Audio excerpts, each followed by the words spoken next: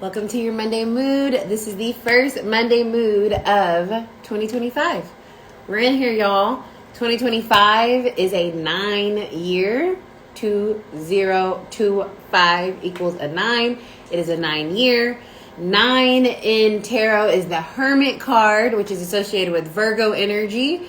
But the Hermit, which is going to be our card this year, is all about our soul. Okay, it's being introspective and really listening to that inner call, trusting that inner voice, and knowing that maybe sometimes it's best to be in isolation to hear it and not be too absorbed by the outside external world. So that is going to be the energy of this year. Really being introspective, listening to your inner voice, your soul. What is it calling you to do? What is it? Where is it guiding you? And to do that, meditation, journaling, silence, walking, exercising, driving in your car, listening to music, all of those things can create a meditative space and for you to really just listen to what's coming to you and how God is channeling messages for you and paying attention to the signs and the synchronicities and paying attention to how you feel when you're in certain places and when you're doing certain things. All of that is part of that Hermit energy of really getting that enlightenment that we all have ability to access and to connect with. So 2025 is going to be a great year. 9s are also a year of completion. So this is a year where we're going to see results of things and hard work that we've been putting in. We're going to see where it's gotten us. And it's also about like closing out cycles, closing out, connections or relationships or, old paths that you were on. So let yourself do that. And astrologically, we have a lot going on this week. I will be going more in depth with tarot readings for each transit on YouTube. So make sure that you subscribe to Arcana ATL's YouTube channel. But this week we have, starting today, Cancer has moved into the sign of Mars. So it's back in Mars energy. It's been in it. It was in it last September through like the end of November.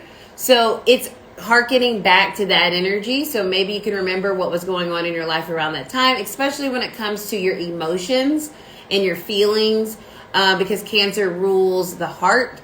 Cancer rules the home, our environment that makes us feel safe and secure. So this is a time to revisit energies around that.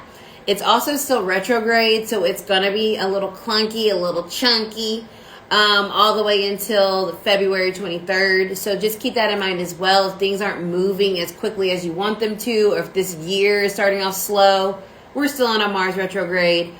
And we know the new year comes in the springtime, right? We also have, what else we have going on? Mercury on Wednesday, so the sign or the planet of communication is going to move into Capricorn. It likes being in Capricorn because it's diligent, it gets things done, it's efficient. So look out for Wednesday and beyond for the next 3 weeks to have some really effective communication, to have some really effective problem solving going on, and having some really effective output in terms of your brain and your ideas and your thoughts. Okay, so with Capricorn going into Mercury energy.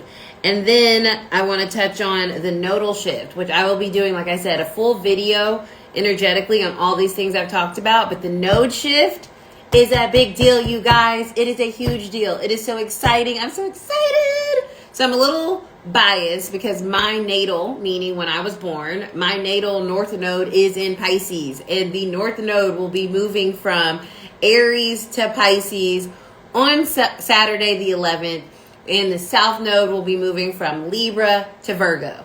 So if you are a Virgo, Pisces, big three, so your rising, your sun, your moon.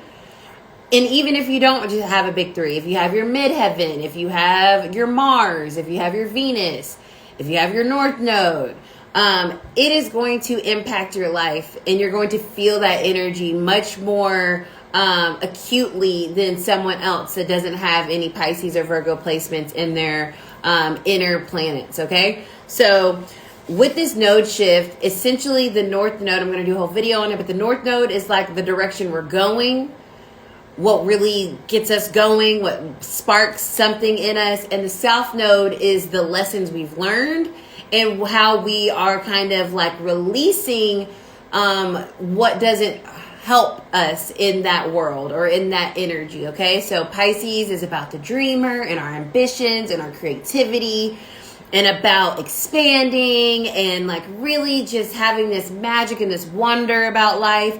And Virgo is very much so about getting things accomplished and done in a very strategic, detail-oriented way with care and love at the core of it. But we're learning to release some of that perfectionistic tendency of Virgo energy and also kind of releasing the plan.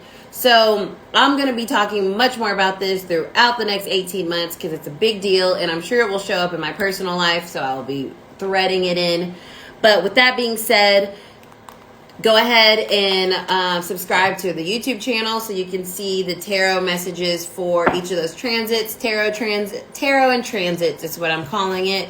And we're going to get into the overall energy for the collective for the week of January 6th through the 12th. Wow, the first week of the new calendar year. Let's see the vibes for everybody. One card and a crossing card. You know what we do here. What are the vibes for the week ahead for the collective? Whoever sees this. The Empress is at the bottom. And so this is about us harnessing our power and really remembering how we can be creative, how we can show up in our full energy, our full self, and nurture not only the people around us and our connections, but ourselves. What's going to feel good for us this week? Getting maybe back in our routine, maybe getting back organized in the sense of like, okay, here's some goals, but let me be open to things changing, right? With the nodes shifting. And let me be ready to like have some communication about what my needs are with Capricorn, Mercury energy. And maybe we're reevaluating how we feel about certain things with the Mars retrograde. So the Empress is the divine feminine. So this week we're tapping into our divine feminine energy. We're really understanding ourselves, understanding what we're feeling in a way that is allows us to not feel closed in, but to feel as big and as wonderful as we want. And no one can tell us anything, right? That's this energy that I'm getting this week. This is how I'm feeling. This is what it is. And I'm in my power and I can create and manifest from that place of being empowered. So what is our top, the Four of Cups? So now it's time to remember that you have power over your reality. If you feel like things are boring or if you feel like things are stagnant, they're changing this week. So work on harnessing your energy, getting confident in yourself, remembering what you want, your goals, and starting to look around you and not be so fixated on what has been, because it is a new energy that we're in. It is a significant shift that is happening this year. So don't get stuck on what has been. Even if it's something that you talked about before, it's going to feel differently this week. It's going to feel more expansive. And it's going to feel more nurturing to your soul because you're realizing like, yeah, I want more. I want more from my life. I want more from my connections. I want more from my creativity. I want more from myself. That's your Monday mood. I'll see you guys next week. Bye.